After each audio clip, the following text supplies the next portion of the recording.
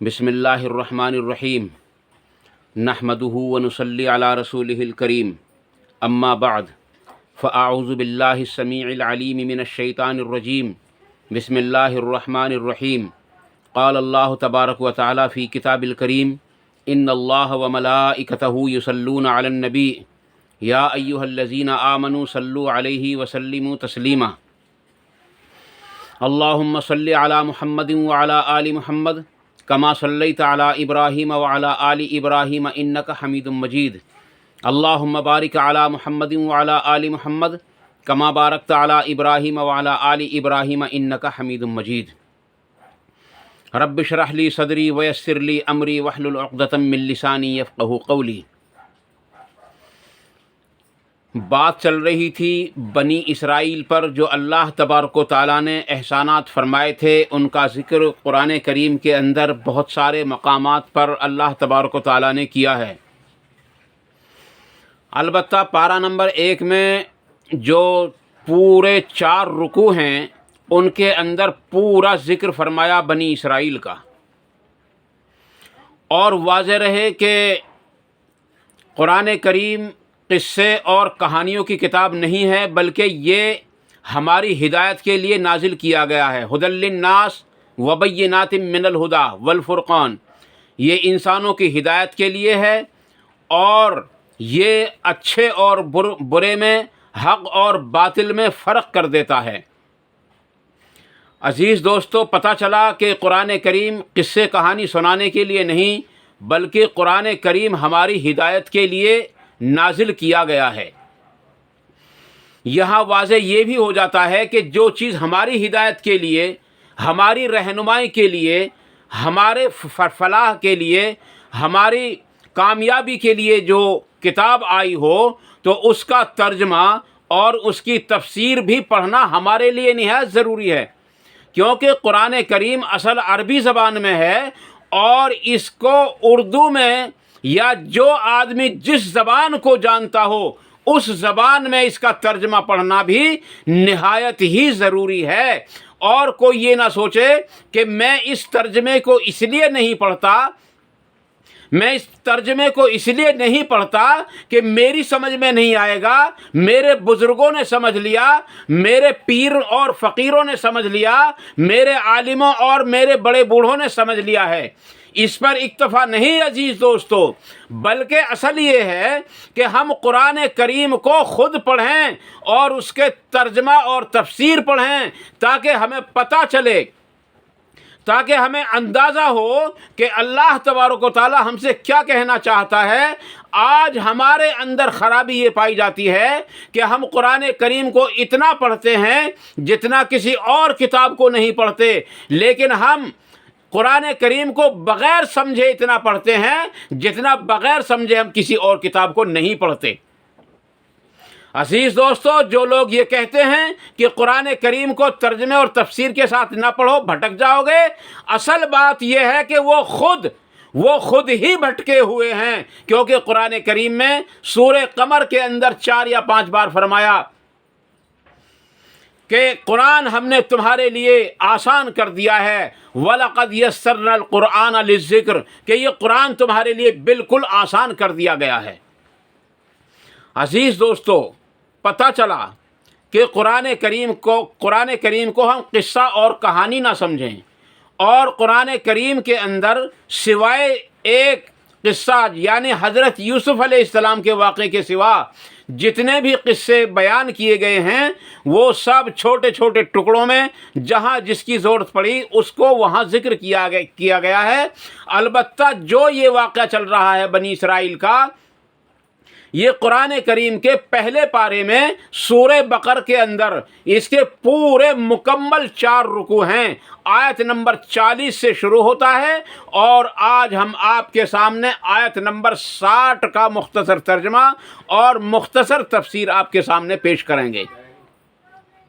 عزیز بزرگوں اور دوستو، اللہ تبارک و تعالیٰ نے بنی اسرائیل کو اپنی نعمتیں یاد دلاتے ہوئے، اپنے احسانات کو یاد دلاتے ہوئے، اپنے اکرامات کو یاد دلاتے ہوئے بہت ساری چیزیں فرمائیں۔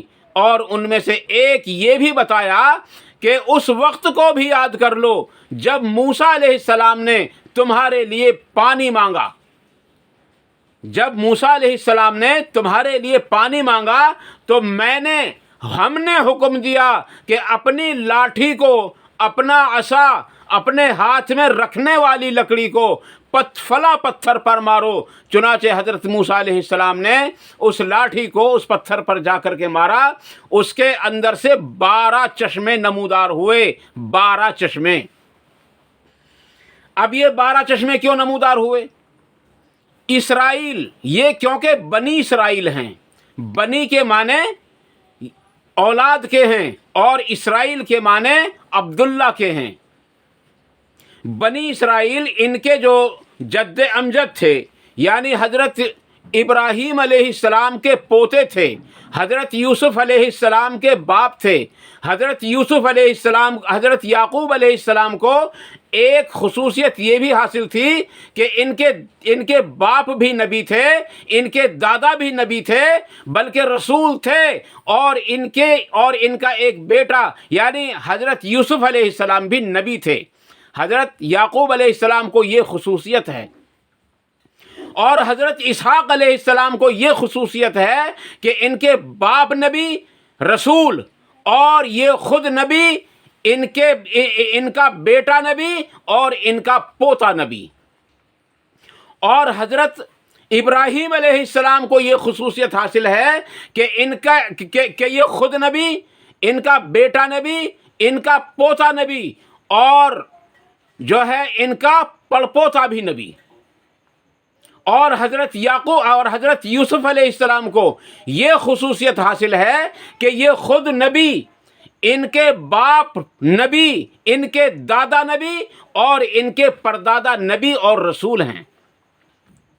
عزیز دوستو، قرآن کریم کے 3 پارے میں اللہ تبارک و تعالیٰ نے سورہ بقرہ ہی کے اندر ایک بات اور بتلائی ہے کہ یہ جتنے نبی ہیں یہ ان میں سے کسی کا درجہ بڑا ہے اور کسی کا درجہ چھوٹا ہے. عزیز بزرگ اور دوستو، لیکن چھوٹا اور بڑا درجہ ہم اس کو تقسیم نہیں کر سکتے، کیونکہ حضرت محمد الرسول اللہ صلی اللہ علیہ وسلم نے ارشاد فرمایا کہ کسی نبی کی شان کو گھٹانا میری شان کو بڑھانے کے لیے یہ ہرگز جائز نہیں ہو سکتا. یہ بخاری شریف کے اندر حدیث موجود ہے. اس لیے نبی اکرم صلی اللہ علیہ وسلم کی شان کو بڑھانے کے لیے ہم کسی نبی کی شان کو گھٹا نہیں سکتے. اس بات کا اللہ ہی کو پتہ ہے کہ کس کو کیا مقام حاصل ہے اور کس کو کیا مقام حاصل ہے. بات چل رہی تھی کہ حضرت موسیٰ علیہ السلام نے اس پر اپنا عصا مارا اور اس میں سے 12 چشمے نکلے. تو بات یہاں سے پلٹ گئی تھی کہ یہ 12 چشمے کیوں نکلے؟ کیونکہ حضرت یعقوب علیہ السلام کے 12 بیٹے تھے. آپ علیہ السلام کے 12 بیٹے تھے، اور پھر اس سے آگے اللہ تعالیٰ فرماتا ہے کہ وہ 12 چشمے جب نمودار ہوئے تو ہر خاندان نے اپنے گھاٹ کو، ہر خاندان نے اپنے چشمے کو پہچان لیا اور سب نے اپنے اپنے چشمے پر سے پانی پیا. عزیز بزرگوں اور دوستو، پتہ چل گیا کہ حضرت یعقوب علیہ السلام کے جو 12 بیٹے تھے، اس لیے 12 چشمے وہاں نمودار ہوئے. اور اسی طریقے سے جب حضرت موسیٰ علیہ السلام بنی اسرائیل کو لے کر شہر سے نکلے ہیں اور فرعون ان کے تعاقب میں نکلا ہے، اس وقت بھی اللہ تبارک و تعالیٰ کا یہی حکم ہوا کہ موسیٰ گھبرانے کی ضرورت نہیں ہے، بلکہ اس دریا پر اپنا عصا مارو اور پھر دیکھو کیا ہوتا ہے. چنانچہ آپ نے اس پر عصا مارا تو اس پر سے بھی 12 سڑکیں، 12 راستے اس دریا نے دیے تھے، جس میں سے ہر راستے پر ایک خاندان چلتا تھا. عزیز دوستو، پتہ یہ چلا کہ بنی اسرائیل پر تو اللہ تبارک تعالیٰ کی نعمتیں ہی بے شمار تھیں، بہت ساری برکتیں تھیں، لیکن بنی اسرائیل ایسی قوم نکلی کہ وہ ہر نعمت کو ٹھکراتی رہی اور ہر نعمت کا انکار کرتی رہی، ہر نعمت سے کفر کرتی رہی. عزیز دوستو، آپ یہ سمجھ رہے ہوں گے کہ اس قوم نے یعنی بنی اسرائیل نے کتنی بڑی ناشکری کی تھی۔ عزیز دوستو واضح رہے، یہ انہی لوگوں تک محدود نہیں ہے بلکہ یہ آج اس امت کے اندر بھی پایا جاتا ہے۔ اللہ تبارک و تعالیٰ نے قرآن جیسی کتاب دی جو تمام تر کتابوں کی سردار ہے، آج ہم اس کو پڑھتے تو ہیں اور راضی ہوتے ہیں۔ رمضان کے مہینے میں پڑھتے بھی ہیں، صرف رمضان میں، اور راضی ہوتے ہیں آج ہم نے 2 پارے، آج ہم نے 5 پارے، آج ہم نے 15 پارے پڑھ لیے۔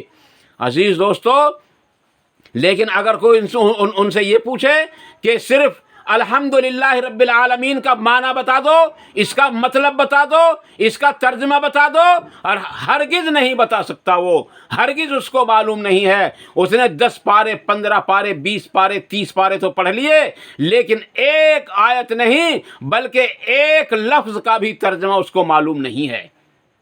اس پڑھنے کا فائدہ کیا ہے؟ بتاؤ ہمیں، اس پڑھنے کا کیا فائدہ ہے؟